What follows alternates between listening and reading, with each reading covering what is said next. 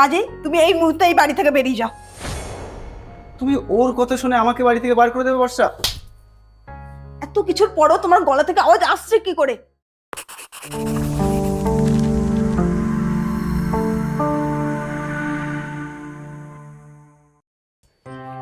তুই আমাকে এখানে শুধু শুধু ডেকে আনলি, তোর বর যদি ভাববে কি জানি। আরে তুই আমার কলেজের ফ্রেন্ড, আর এতদিন পর তোর সাথে দেখা হয়েছে, এইভাবে তোকে চলে যেতে দিলে হয়? আমি তোর বয়ফ্রেন্ড না, ফ্রেন্ড। তোর হাজবেন্ডকে ভালো করে বলে দিস, নয়তো আমার সামনেও করবে। তুই এত চাপ নিচ্ছিস কেন? ও খুব ফ্রি মাইন্ডেড, এইসব নিয়ে অত চাপ টাপ নেয় না। চাপ না নিলেই ভালো।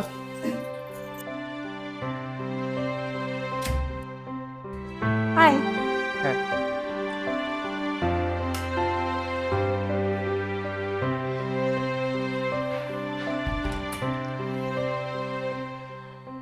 বলছি তুই বস, আমি তোর জন্য চা করে আনি। আরে না না, আমি চা খাওয়া ছেড়ে দিয়েছি।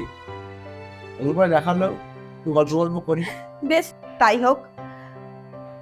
তোর বরকে দেখতে পাচ্ছি না, বাড়িতে নেই নাকি? ও অফিসে গেছে, ফেরার টাইম তো হয়েই এসছে, দেখ একটু পরেই চলে আসবে। বলতে বলতেই এসে গেছে। আচ্ছা তুই দাঁড়া, আমি আসছি।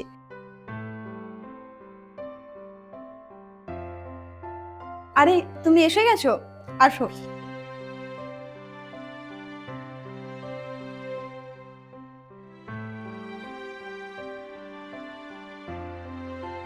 রাজ আমার হাজবেন্ড,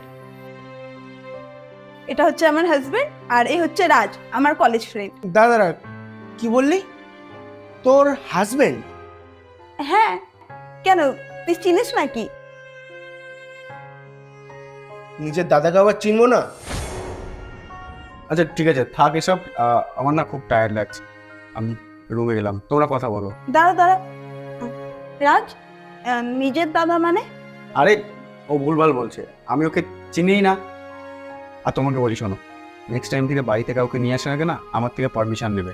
তুমি হঠাৎ করে এরকম রিয়াক্ট করছো কেন? রিয়াক্ট করবে না আবার?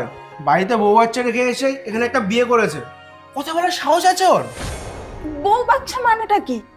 কি ভুলভাল বকছিস? হ্যাঁ, আমি উল্টা উল্টা বকছি? পুরো ব্যাপারটাই তুই চেপে গেছিস। দুটো মানুষকে ঠকিয়ে নতুন একটা বিয়ে করে কি ভাবছিস জিতে গেছিস?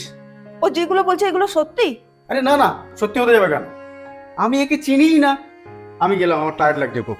দাঁড়াও রাজ, তুই যে কথাগুলো বলছিস এগুলোর কোনো প্রমাণ দিতে পারবি যে এটা তোর দাদা বা এর আগে কোথাও বিয়ে হয়েছিল কিনা? প্রমাণ দিতে পারবো না কেন? এই বিতে ওদের ছবিগুলো এখনো জল জল করছে। তুই কিন্তু এবার বাড়াবাড়ি করছিস। হ্যাঁ, আমি বাড়াবাড়ি করছি? এনে দেখ। তোকে না বারণ করলাম এসবের মধ্যে না ঢুকতে? আমি ঢুকছি? তুই যে মানুষগুলোকে রেখে এসেছিলি তাদের দায়িত্ব আমাকে নিতে হচ্ছে। তুই যদি ওদের সাথে সংসারই না করবি তাহলে প্রপারলি ডিভোর্স দিয়ে দিতে লুকিয়ে ছুটিয়ে কেন? ও, এখন তোর থেকে আমাকে জ্ঞান নিতে হবে? এই শোনো, আমার খুব টায়ার্ড লাগছে, আমি রুমে গেলাম। কোথায় যাচ্ছ তুমি?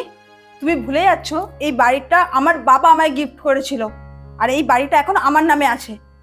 কাজেই তুমি এই মুহূর্তে এই বাড়ি থেকে বেরিয়ে যাও। তুমি ওর কথা শুনে আমাকে বাড়ি থেকে বার করে দেবে বর্ষা? এত কিছুর পরও তোমার গলা থেকে আওয়াজ আসছে কি করে? তোমার বউ আছে, বাচ্চা আছে, সেই সবকিছু লুকিয়ে তুমি কিনা এখানে আমার সাথে সংসার করতে এসেছো? বর্ষা শোনো, আমি না আসলে তোমাকে বলতে যাচ্ছিলাম সবটা। আর এক মুহূর্তও নয়, তুমি এক্ষুনি এই বাড়ি থেকে বেরিয়ে যাবে। বাড়ি থেকে বেরিয়ে আমি এক্ষুনি কোথায় যাব? জেলে। জেলে যাবি তুই। তোর মতন একটা অপরাধীকে তার রাস্তাঘাটে ছেড়ে দেওয়া যায় না। আমি জেলে কেন যাব? আর রাস্তায় বা কেন থাকবো? আমার বাড়ি আছে, আমার বউ আছে, আমার বাচ্চা আছে, আমি তাদের কাছে ফিরে যাবো আবার? না দাদা, ওরা আর তোকে অ্যাকসেপ্ট করবে না। তাছাড়া দুদিন পরে বৌদির দায়িত্ব নিচ্ছি, বৌদির মত নিয়ে বৌদিকে বিয়ে করছে, আর তোর ছেলেও সেটা মেনে নিয়েছে। না, এটা হতে পারে না, আমি ওদের বোঝাবো। সেই সুযোগ আমি আর তোকে দেবো না। Hello, police station? না রাজ, বলছি আপনি বসা। চলে আসুন। বসা, তুমি ওকে হ্যাঁ, বোঝাও না হ্যাঁ, প্লিজ। বসা।